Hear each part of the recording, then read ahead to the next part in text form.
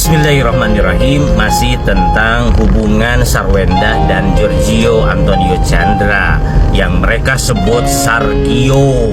Ya, pengikutnya disebut Sargio.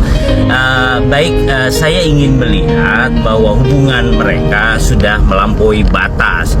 Saya tidak ingin menggunakan instrumen agama, karena kalau misalkan saya sebagai seorang muslim, instrumen Islam sudah terlalu sesak untuk dijadikan alat pemacu dan juga alat pengukur bahwa hubungan mereka sudah di luar batas.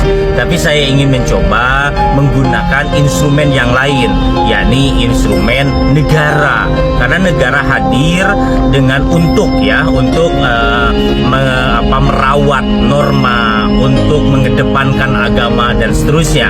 Lalu bagaimana hubungan yang melanggar batas, ya, sentuhan-sentuhan fisik, ya, ciuman, ya, meraba-raba di ruang publik, apakah ini bisa dijadikan alat pemukul menurut hukum? Menurut saya ini sudah sangat cukup sekali, banyak bukti. Gini aja lah ilustrasinya, di depan kamera saja sudah berani untuk bersentuhan, di kamera saja di depan itu sudah berani untuk mengumbar syahwat, apalagi kalau di luar kamera, apalagi dengan narasi, ya, janda rasa gadis, lalu berpegang-pegangan baik di dalam rumah, ya, maupun di mall dan di tempat-tempat umum. Ini sudah melewati batas. Bagaimana negara hadir terkait dengan ini? Satu, kita memiliki undang-undang namanya Undang-Undang Perkawinan nomor 1 tahun 1974 yang direvisi menjadi Undang-Undang nomor 16 tahun 2019. Pada prinsipnya ada 4 prinsip dalam undang-undang itu. Satu, bahwa pernikahan kita itu lebih kepada monogami, ya, monogami. Artinya ketika ada poligami diperbolehkan, tapi dengan banyak syarat, terutama izin dari istri yang pertama. Yang kedua, pencatatan, bahwa ketika menikah kita harus dicatat. Ada di dalam Islam namanya nikah siri. Itu dalam konteks di hadapan negara itu tidak diperbolehkan. Karena apa? Karena untuk melindungi hak-hak, ya. Ketika sudah dicatat, maka negara hadir. Ketika ada perselisihan, maka negara bisa menyelesaikan. Kalau tidak dicatat, maka negara abai terhadap dengan konflik-konflik itu. Ketiga, ya, bahwa negara harus melindungi kewajiban dan hak suami istri itu harus adil, harus sesuai, tidak boleh ada yang dirugikan dan seterusnya. Dan yang terakhir adalah tentang bagaimana melindungi anak, ya, karena ketika sudah menikah, memiliki anak, ketika bercerai karena sesuatu, maka anaklah yang sering menjadi korban. Oleh karena itu, undang-undang ini dibuat untuk melindungi dan merawat 4 hal yang tadi, ya, pencatatannya, monogaminya, hak dan kewajiban suami istri, dan juga perlindungan terhadap anak.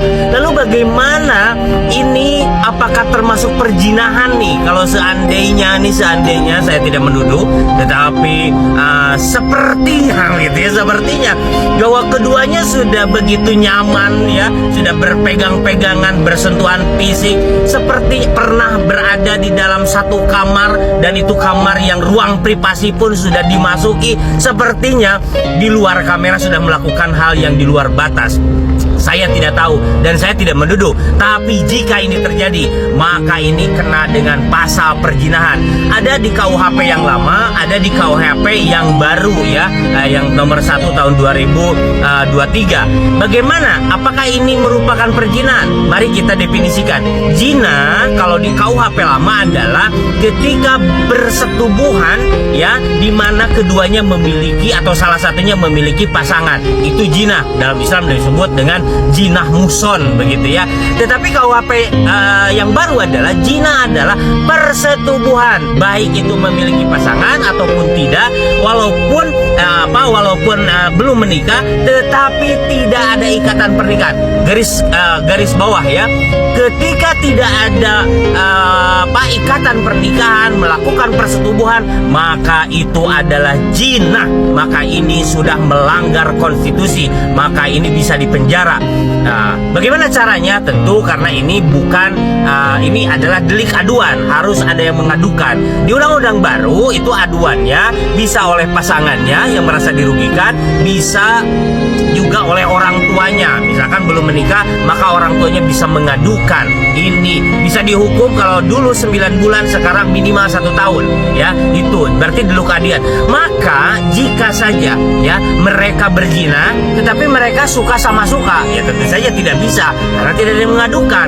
Jika Gio dan Sarwenda melakukan sama-sama suka sama suka dan lainnya, maka tidak bisa diadukan. Tapi dalam agama dan sistem tata sosial dan tentang susila kita, ini betul-betul tidak diperbolehkan. Bahkan di sana ada anak kecil, bahkan di sana ada anak Sarwenda yang bisa terpengaruh atau bahkan merekam sehingga ini ibu saya melakukan ini. Boleh dong yang namanya sharing room, kumpul kebo, ya tidak boleh, ya tidak boleh. Agama apapun yang saya tahu tidak memperbolehkan kumpul kebo, apalagi kalau terjadi ya ada yang dirugikan, tidak saling ridho, tidak saling suka.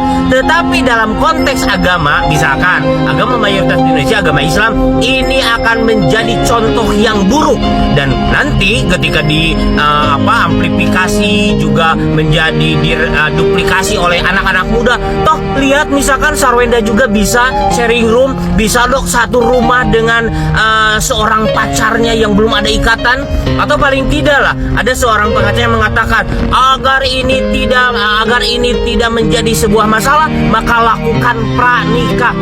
Di Islam tidak ada pranikah, ada juga hitbah, itu pun tidak boleh melakukan, terutama ini apa terutama perzinahan, persetubuhan.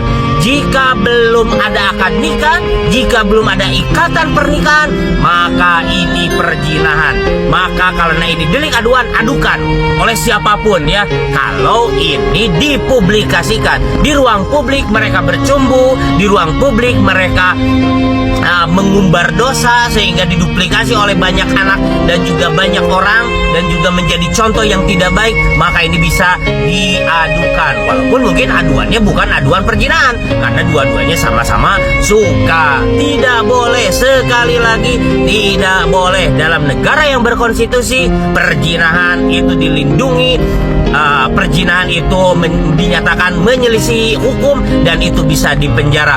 Mudah-mudahan sadar semuanya ya, bahwa mempertontonkan tontonan bukan tuntunan ini memiliki ekses yang negatif bagi bangsa kita. Ayo semua bangsa, kalau kita ingin menuntut kepada public figure agar berbuat baik, kasih reward mereka yang baik ya. Tetapi kalau mereka menunjukkan mengumbar dosa, mengumbar aurat, mengumbar kemesraan, bahkan berzina di luar kamera, maka kita kasih boykot, kasih efek jerah. Supaya apa? Supaya negara itu baldatun thayyibatun wa rabbun ghafur. Itu saja. Terima kasih. Assalamualaikum warahmatullahi wabarakatuh.